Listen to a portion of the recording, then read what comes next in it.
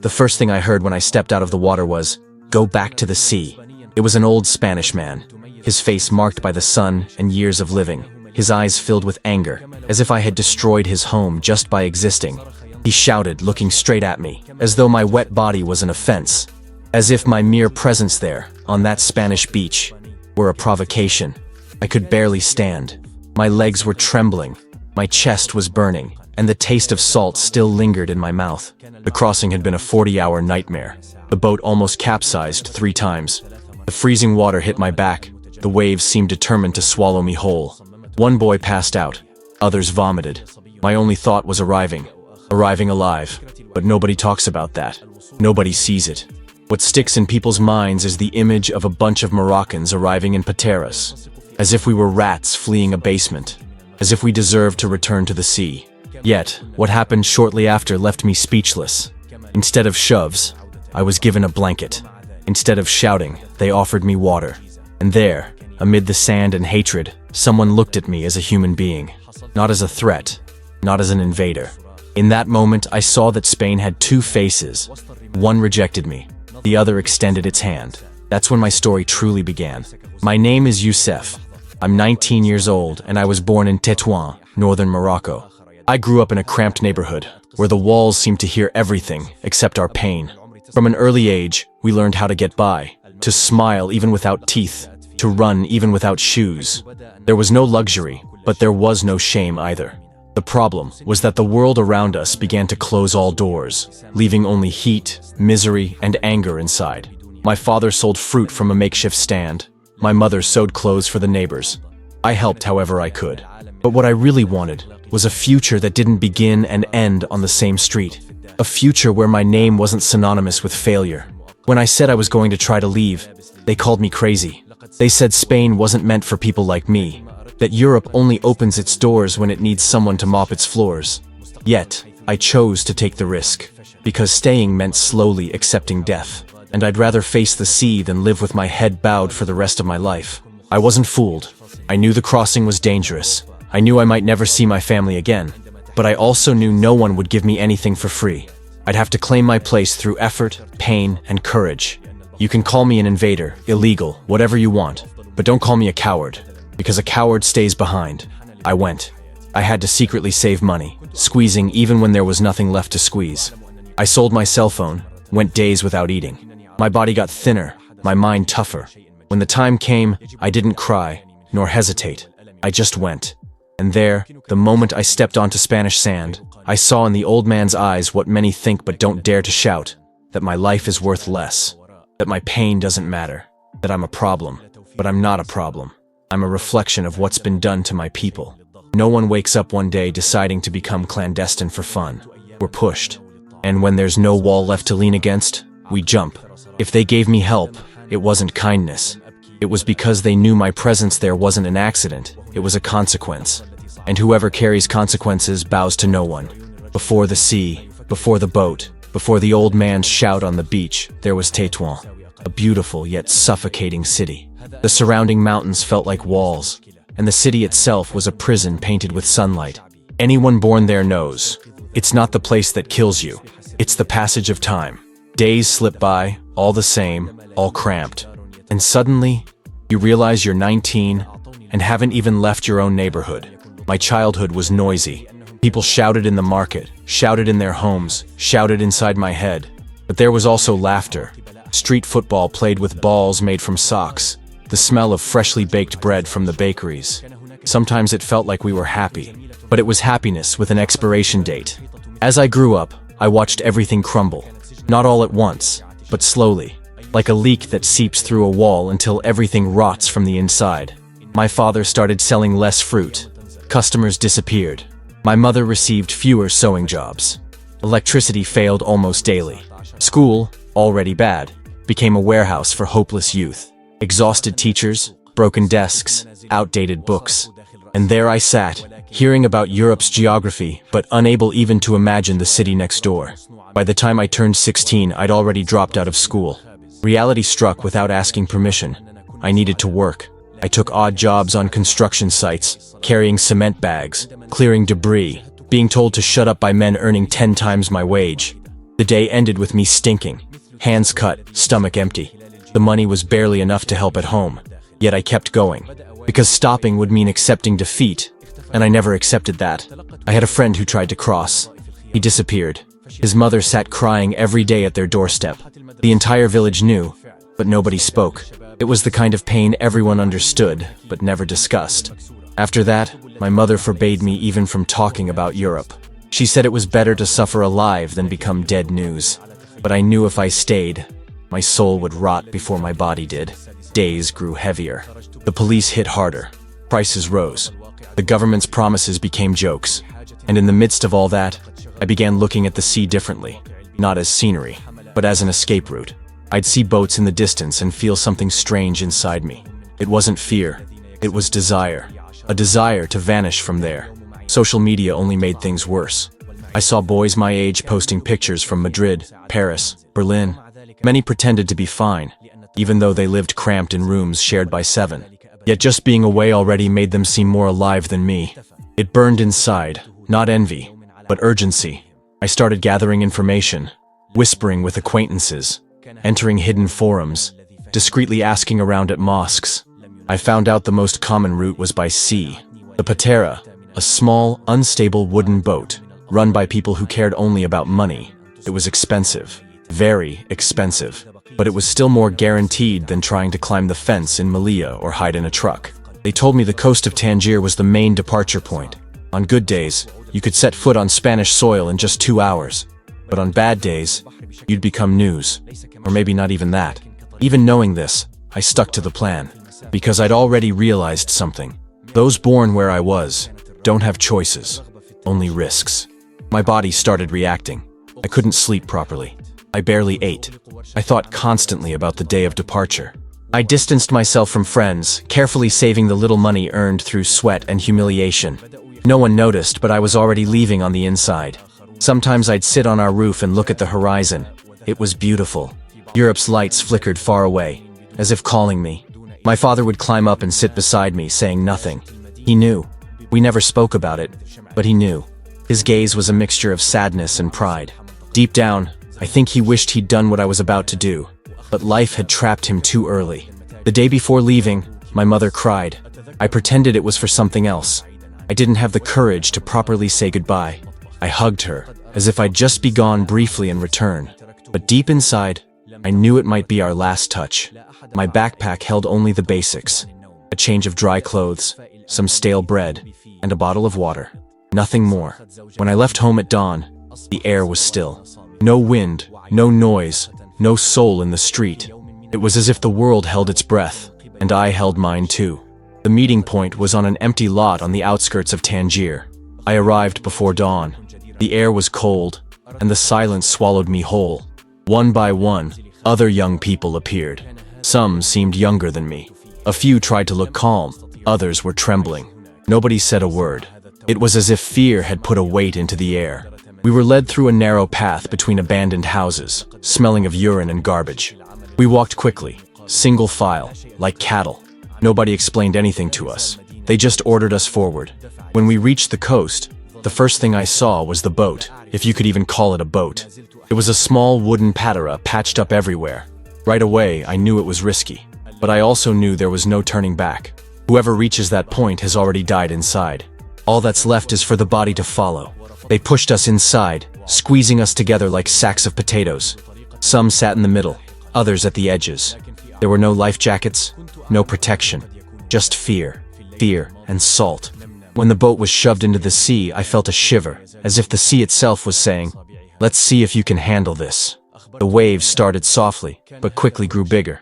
It was pitch dark. The noisy engine made conversation impossible.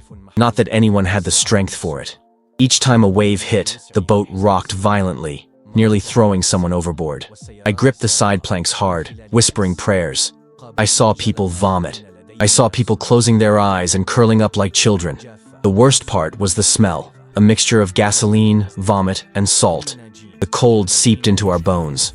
Our soaked clothes weighed us down. Each second felt like punishment, yet nobody screamed. It was as if everyone knew that one wrong move could end everything. The sea has no patience for desperate people. The journey lasted hours. I don't know how many. I lost all sense of time. I just remember the feeling of hanging between life and nothingness. I kept wondering what arrival would be like. Would there be sirens, dogs, police shouting, or would it be silent? All I know is that when I finally saw a strip of sand illuminated by yellow lights, my heart beat differently. I didn't smile. I didn't cry. I just felt an odd emptiness, as if I'd stepped out of myself. But the cruelest part was yet to come. When the patera neared the shore, we had to jump into the water and swim the final stretch. I nearly fell before jumping. My backpack pulled me back. Each stroke was a challenge. The freezing water burned. My lungs were on fire, yet the land was there, so close, yet seemingly unreachable. When my feet touched the sandy bottom, it felt like waking from a coma. I staggered out of the water, coughing, legs trembling. The beach was nearly empty, just a few locals walking in the distance and a patrol further ahead. That's when I heard, "Go back to the sea." An old man screamed with hatred. His voice struck me harder than any wave. For a moment, I thought they would beat us. But the soldiers quickly surrounded us, and what they did next completely disarmed me. They wrapped me in a blanket. I stood still, waiting for violence that never came. They offered me water. One soldier looked at me neutrally. No anger, no pity, just professional. He took me aside and told me to sit. My head spun as if I were still on the boat. The sand beneath seemed to sway. My body begged to lie down, but I forced myself to stay alert. I didn't know if it was a trick, a trap, or a miracle. They took us to a kind of temporary shelter, a shed with thin mattresses and thermal blankets. Inside, the smell of salt and gasoline still clung to our skin. I tried sleeping but couldn't. Every time I closed my eyes, I saw the face of the boy who had vomited beside me, or heard the old man's shout from the beach. The next morning, we were transferred to another center. They asked my name, age, and whether I had family in Spain. I answered truthfully. I was alone. I had no one. A staff member handed me a change of clothes and told me to shower. When I saw myself in the bathroom mirror, I was startled. My face was thinner, my eyes hollow. It looked like someone else. It was me, but it wasn't. I spent days inside there. We didn't know whether we would be deported or welcomed. Every piece of information was a rumor. One person said everyone would be sent back. Another claimed minors would be allowed to stay. I was 19, but inside there I started saying I was 17. It was my only chance. They had no documents to prove otherwise. During this period, I realized the hardest part wasn't the sea. It was what came after. The uncertainty. The waiting. Living with silence and judgment in their eyes. This is where many break down. One day they called my name. They handed me temporary documents and told me I'd be sent to a youth shelter. I didn't know if it was true, but I went. They put me in a car, drove for hours, and left me in front of an old but clean building. Inside were other young people like me. Donated clothes, a cafeteria, psychologists, social workers.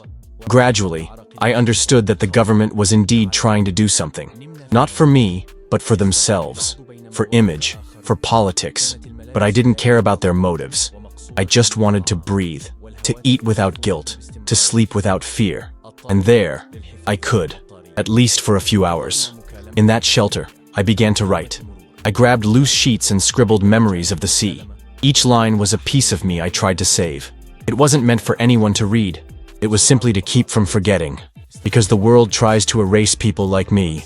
And if you don't write yourself down, you disappear. I knew that was just the beginning. Ahead were more closed doors, more insults, more battles. But for the first time, I had crossed a line they said was impossible. They call me illegal. But those who survive don't ask permission. The Spain I had imagined was not the Spain I found. And that's not a compliment or a critique, just a fact. When you spend your whole life idealizing a place, any reality becomes a shock. I thought I'd find clean streets, polite people, opportunities falling from the sky. But what I found was something much colder. A Europe that smiles on the outside but sizes you up with its eyes, calculating whether you're useful or in the way. At first, I stayed in a shelter where everything was controlled. Set times for meals, for sleep, for going out. A routine that was better than the hunger in Morocco, but still a prison. The difference was that there, at least, they called me by my name. Not by numbers, not by nicknames. That was something. After I officially turned 18, because on paper they pretended I was still a minor, I was transferred. From that point on, the protection ended. I started living in shared rooms with other Moroccans, Sub-Saharan Africans, and Bengalis. We helped each other, but we also competed. If you found work, you clung to it. If you lost it, you sank quickly. My first job was at a fruit warehouse, carrying boxes, stacking them, unloading trucks. We started before sunrise. The owner was Spanish, pretended not to see the color of my skin, but paid me less than the minimum wage. And he still called it a favor. A favor. As if my strength was worth nothing. As if Europe was doing me a big favor by letting me work. On the streets, prejudice was silent. There were stares. There were gestures. Sometimes they crossed the street when they saw me. Other times they sped up their pace.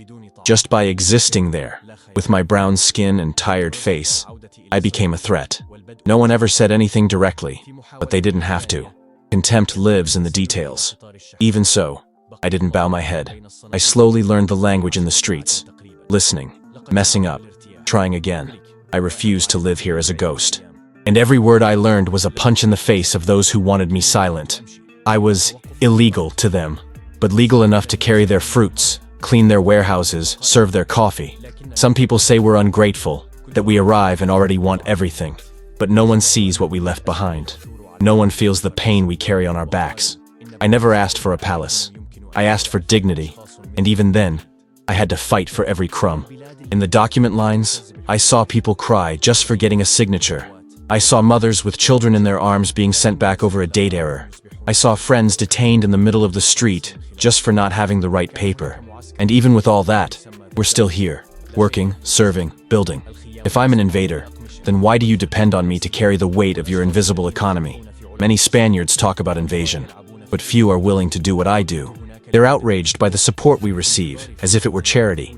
But they don't understand that without at least this minimum, many of us would just become statistics. And when we become statistics, we serve as justification for them to say we are the problem. I once tried to rent a room, with documents in hand and money in my pocket. They told me it was already taken. The next day, a Spaniard moved in. I just watched and swallowed it. Because here, swallowing your anger is part of survival. But I don't regret it. Not for a second. Because even with all this weight, I breathe freedom. The freedom to choose my path. To not be forced to follow the rotten fate I was handed in Morocco. Here, no matter how hard it is, I still have a chance. There, I only had waiting. Today, when I see the news talking about a migrant crisis, I laugh. Because the crisis isn't ours. The crisis is theirs. Those who don't know how to deal with people who won't bow. They built walls, but forgot that those who cross the sea aren't afraid of fences. We've already faced death. The contempt of an old man on the beach won't make us turn back. I keep working, saving, sending a little money to my mother. She still cries sometimes, but I know she's proud. I'm not a drug dealer. I'm not a criminal. I didn't come to steal anything from anyone. I came to claim what is mine by right. A piece of land where I can exist without crawling. And if that bothers you, maybe the problem isn't with me. Sometimes I stop and think about everything I went through to get here. The sea, the fear, the silence, the exhaustion. Every step I take on European soil carries the weight of a choice few would have the courage to make. I left everything behind. Not for adventure, but because staying where I was meant giving up on myself. Here, nothing came easy. Nothing fell from the sky. What I have today was clawed out through effort. And still, they look at me as if I were a walking problem. They pretend I don't exist, yet they use my work, my presence, my strength. They see me when they need me, but ignore me when I speak. I didn't come here asking for favors. I came seeking the bare minimum, respect and a chance. And if that bothers you, the problem isn't me. The problem is a system that only accepts those who obey in silence. And I'm not that kind. I've tried to fit in. I've tried to follow rules that change every month. I've heard empty promises. I've seen doors shut for no reason. But I'm still here. Because every day I wake up and step outside, I prove I have not been defeated. I began to understand that living here isn't just about working and paying bills. It's about proving, every single day, that I deserve to be where I am. Even when they do everything to remind me I'm a foreigner, I carry myself with dignity. My existence is resistance. Today, my biggest goal is to gain Spanish citizenship. Not just for the paper, but for the right to say, with my head held high, I am European too. It doesn't matter where I was born. What matters is where I fought to exist. I've contributed more to this country than many who had everything handed to them. Being a citizen, to me, means proving that Europe doesn't belong only to those born here. It belongs also to those who survive to be here. I didn't invade anything. And the Europe that sees me as a statistic needs to understand. I am not a number. I am a person. I am part of this reality, whether you like it or not. And as long as they keep pushing me to the corner, I'll keep taking up space with twice the strength. Leave a comment and tell me what you think of my story. Invader or survivor?